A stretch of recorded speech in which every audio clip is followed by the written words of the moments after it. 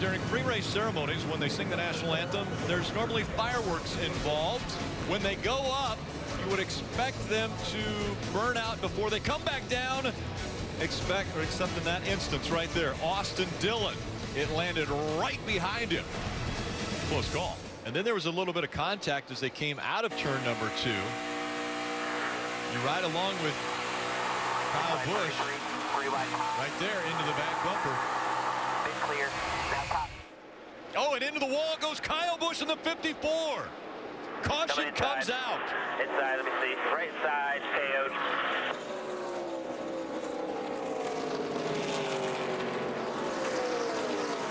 The 88 and 54 had been battling for the 3rd spot. The right side, we're going to have to come down. It's still rolling.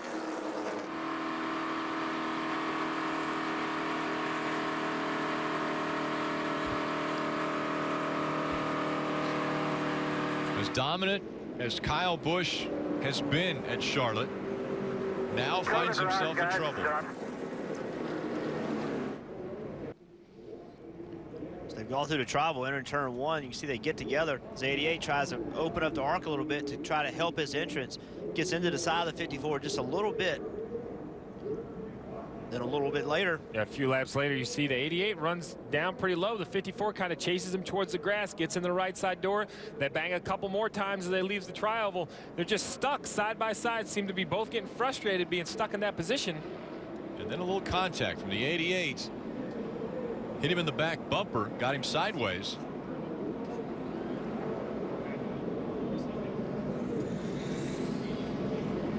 Took them both up into the wall. Like the most damage to the 54, though, prior to the contact that put them both up into the wall. Yeah, I mean, you see there going into turn 3, the 54 kind of checks up in the middle of the corner. Not really checks up, just enters the corner. I think at a normal rate of speed, it looks to me like the 88 just maybe had enough. Got in the rear bumper of the 54. It's Charlotte.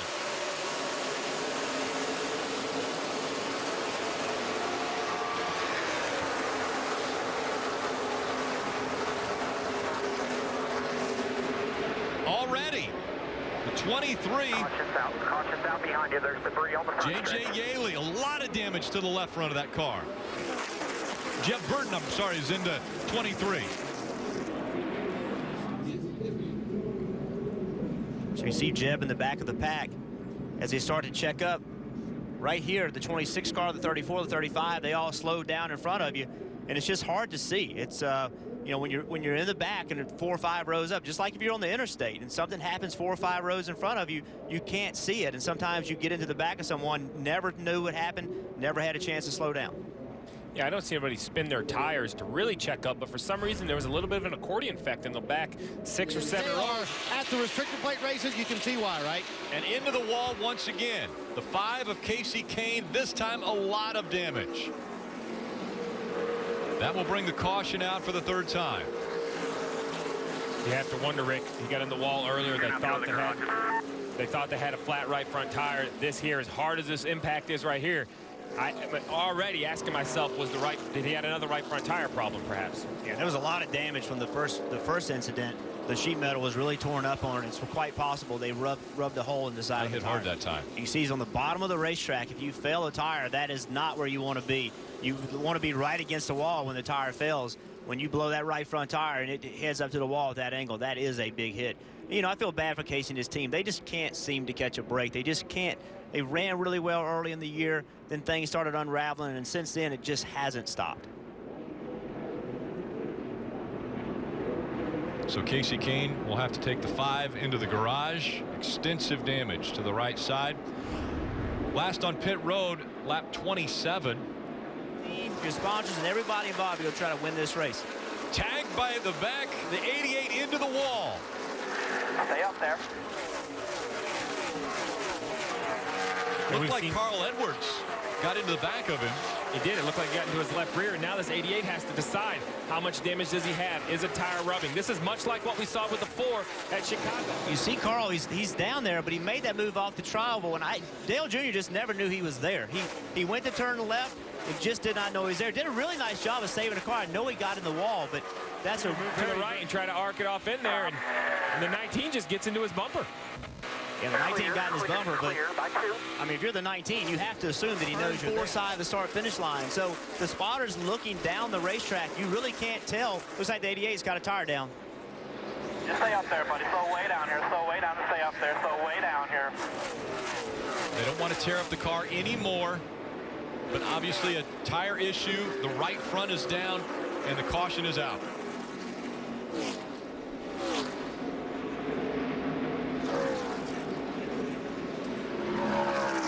You heard the voice of TJ Majors, Dale Earnhardt Jr. spotter, telling him to stay up there and slow down. Gordon up to 12. Smoke rolling out from the 20.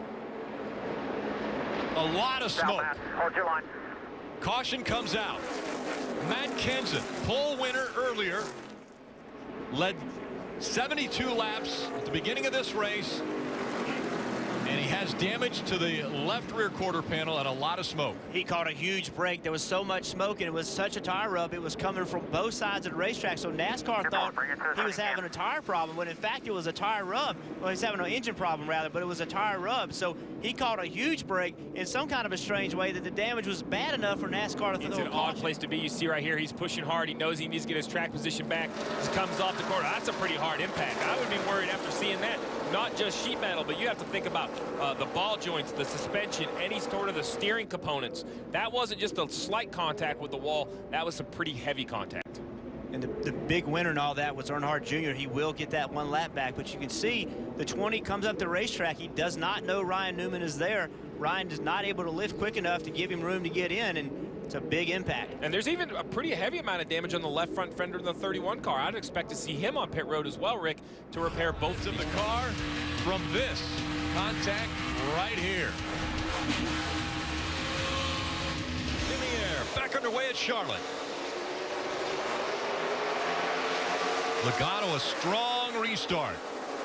And smoke coming out in the back of the field. The 51 of Justin Allgaier. Looks like he might have lost an engine. Caution's out. And the caution comes out. I just killed the radiator. Radiator. You see how much the splitter's peeled up in the front, and the damage on the ground. We talked about this. We talked about back in the pack, the accordion effect. The 51, there must have been an accordion. Someone checked up. He didn't see it coming. Got in the back of somebody. Let's take another look. Yeah, I got the radiator and everything. We just talked about the stack-ups. You see here Justin Allgaier and Michael McDowell back about 10 or 12 rows as the cars get. McDowell's just not going, and the 51 runs into the back of him. It's hard to tell. We didn't have it early enough to see whether it was an accordion effect or if the 51 was just misjudging it. A little bit aggressive. So we did not see any of these issues. We saw very few of these issues with the smaller restarts. Back in raceable condition, they're going to listen to the drivers, and if somebody had a complaint, it would make a difference. You see, oh, crash coming onto pit road. Kyle Larson, late decision, wanted to come to pit road. Kyle Busch looked like he was going to come off of pit road. They hit. And Kyle was going. He was going to fake like he was coming on pit road, and he turned right to get on the racetrack. And Kyle Larson had the exact opposite idea, and they collided. He's going to stay out. Kyle Larson looks like he's going to stay out. Kyle Busch decides to come in. Well, then Kyle Busch changed his mind, took a hard right to go back on the racetrack at the same time that Kyle Larson decided to take a hard left and come to pit road. Confusion getting onto pit road. Kyle Larson wouldn't have made it. He was already past the cone. Kyle Busch was trying to get back off of pit road. Yeah, I think Kyle Larson, when he saw the 18, he turned right. I think if the 18 not been there, he probably would have made it. But, you know, I don't know if they were trying to fake each other out, if there were late decisions from the crew chiefs. I'm not sure what happened there, but sometimes we get a little too smart for this is the type of call you need. Is we see a car up against the wall right behind him, the 20. That is Matt Kenseth. Kenseth, serious damage to the right front. All right, come on. That one is not going to be repairable on pit road. Yeah, I'm going to the garage there, guys. Broke whatever it broke there. Kenseth thought whatever part it was had broke earlier. Apparently it had not until just now. Not necessarily broken. You see right here, he's already in the wall. He's already had the failure entering turn 3 and had a big impact. You see how much damage there was in the car. I'd say at this point, with 93 laps to go, with that much damage, I would be surprised if they were able to get this car back out as bad as that right front was.